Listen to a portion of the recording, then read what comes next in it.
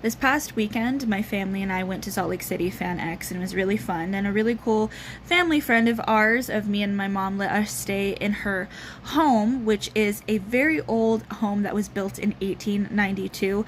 Our friend, she was going off to like a different state to do something, and she wanted us to house sit and watch her animals. And it was a win-win for us because we didn't have to pay for a hotel.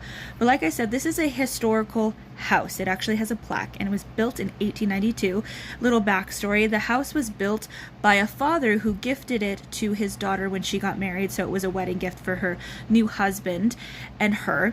They ended up having two daughters, and they shared a room. And the room that my sister and I were staying in was the room that used to belong to those two daughters. So our friend texted my mom and was like, "Hey, how are your daughters faring in that room?" My mom shared with her that we're doing great. She could hear us giggling at 3 a.m. Our friend was like, "That's interesting because," so she told her the history of the house, and then told her that sometimes at 3 a.m. or late at night, she gets woken up because she can hear two girls giggling in that room, and sometimes it keeps her up at night. And her daughter doesn't live with her anymore, so it's not her daughter. And my mom was like, "Oh, interesting." My mom didn't tell us until we were leaving to head back home after FANX, probably because she didn't want us to freak out, which it wouldn't have. So the night that we were all gonna head home after FANX was over, we decided to go to breakfast in the morning.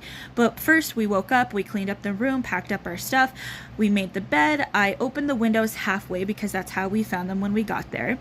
So, we go to get breakfast, everything's good. We come back and I decide I want to go back upstairs, do one more once over because I don't want to drive all the way back up to Salt Lake City to get something that we left behind.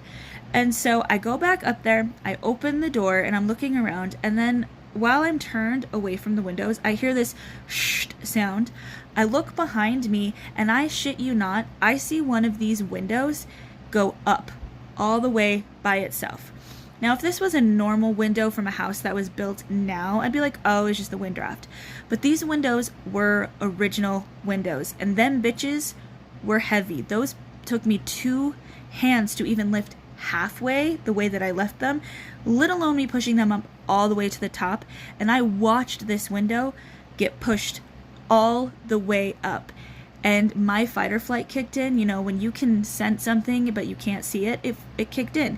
And of course this happened after I found out that she hears giggling in this room. So I was like, "Oh, okay, I see you, I hear you. Thank you for letting us stay in your room. I had fun spending time with you." And I like the idea of the thought that these girls probably had a good time with me and my sister giggling and having fun in their rooms.